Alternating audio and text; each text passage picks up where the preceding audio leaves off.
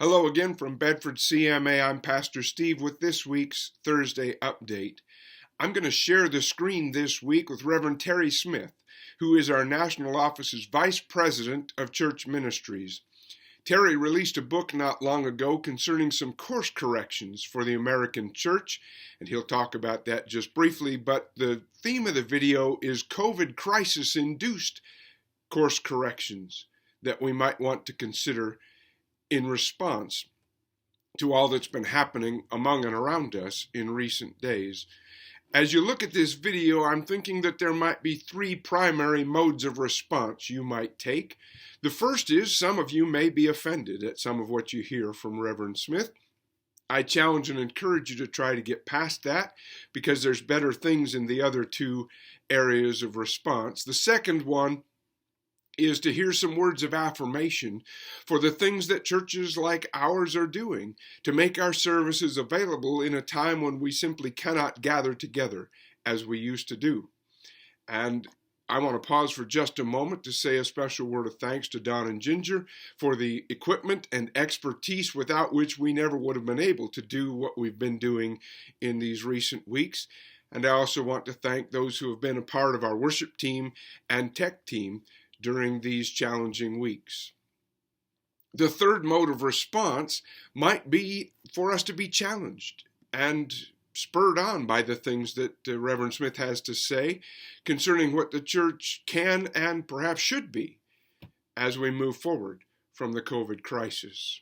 So without further delay, I bring you Reverend Terry Smith. Hi, I'm Terry Smith. I'm the Vice President for Church Ministries for the Christian and Missionary Alliance and the author of the book, Changing Course, Leading Older Churches in a New Direction, which is available at www.churchsmart.com.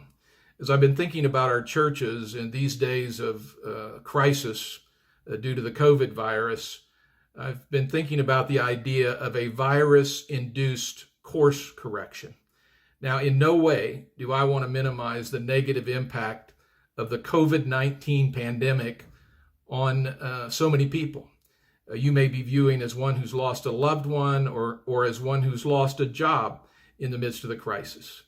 However, I believe the crisis has served as a wake-up call for many churches, resulting in positive changes that I hope are never reversed. As I've worked with lots of plateaued and declining churches over the last several years, I've observed a few key common issues. First, these churches have allowed themselves typically to become inward focused and not outward focused. They concentrate mostly on maintaining status quo and maintaining their own comfort in things like worship style, ministry philosophy, and what kind of people they want attending their church and mixing with their kids and teens. They give verbal assent to wanting to reach lost people, but they too often do little or nothing to actually be involved in doing so. Second, these churches are generally resistant to change. They often speak what has been identified as the 7 last words of a dying church. We've never done it that way before. They've often had little or no online presence, perhaps not even a website, let alone streaming their services or at least recording them and posting them after the fact. They've typically eschewed online giving and defended the offering time in the service as a time of worship. I would ask, isn't the act of worship trusting God enough to give generously out of what He's provided for us, regardless of whether that involves placing an envelope in an offering plate or arranging for a recurring debit out of a bank account? The third, these churches typically hold too high a view on their physical buildings. They sometimes take pride in the building and place a higher value on protecting it than on making sure it is bustling with vital ministry. I've witnessed this in a church I pastored where we built a new building as a part of a relocation project. Meanwhile, we started hosting a Filipino church plant. A few of the people in our church were convinced that these folks were marking up the walls and were ready to show them the door. Never mind that Filipino people were coming to know Jesus.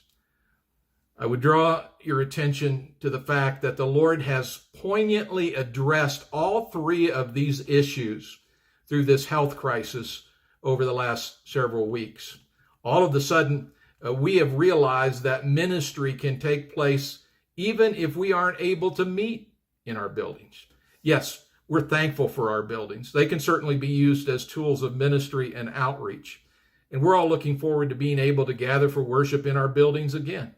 However, in reality, more ministry is probably taking place without the use of our church buildings than was taking place with them. In the end, I hope we are realizing that the value of the ministry is greater than the value of the building. I've been so pleased with the way our Alliance churches have stepped up to represent Jesus in their communities during this time. And I know that's happening with churches of other evangelical denominations as well, and I celebrate that. The church where Ruth and I are members is taking food to medical clinics as a way of loving on the workers. I've heard of our churches that are helping to serve lunches to school children during this time when they're not getting them in the normal fashion. Others have been reaching out to elderly people, making sure that they know they're loved, even in these days of isolation, and making trips to the grocery store for those elderly folks. Almost every church I'm familiar with has scrambled to make sure their services and ministries have a presence online.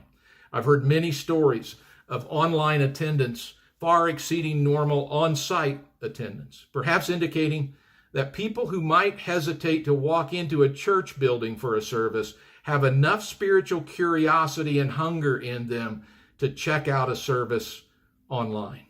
I've also heard that Zoom small group meetings have had increased attendance. While some plateaued and declining churches might resist the implementation of small groups, all of a sudden people are realizing the value of community. Yes, we're still looking forward to the resumption of our larger group meetings, but we are also learning the value of meeting in smaller groups. In God's sovereignty, He has orchestrated churches in a matter of just a few weeks that I don't think we could have orchestrated in years. So here's my admonition to churches. Please don't stop doing these things post-COVID. Keep finding creative ways to reach out to your community and welcome anyone from your community who shows up to experience what's happening in your church. Realize that some of the best ministry your church can have will take place out in the community and not in your building. Continue to see the value of small groups to the spiritual well-being of people in your church. If nothing else, having small groups will prepare you for the next crisis that comes along where we aren't able to meet in larger groups. And maintain some kind of online presence. Hey, we've proven that we know how to do it now, so let's keep doing it. You may decide for a variety of reasons that you don't want to live stream your services, but be sure to have the best possible website, and that your services find their way to that website at least during the week after that service. Keep in mind how we all research everything in today's world. We do it online. So like it or not, your website is the front door to your church. Most people will want to experience church online before they will ever show up to experience it on site. So let's drop the idea of getting back to normal and start talking about the new normal. We've all been changed personally by this health crisis. Let's make sure our churches emerge changed as well. God bless you and keep the faith. I'm very interested in your thoughts and reactions to the things that Terry Smith has just shared with us. In fact, I'd like to hear those thoughts and reactions as part of our Sunday evening gathering this week, particularly as we plan for a board meeting the following night. It might be helpful for us to have input from the congregation at large. as to the kinds of things Terry is challenging us to consider. So please give some thought and prayer to all of that, and plan to join us again for Sunday morning worship live on YouTube, and then the Zoom meeting on Sunday evening. And as always, be careful, be safe, and God bless.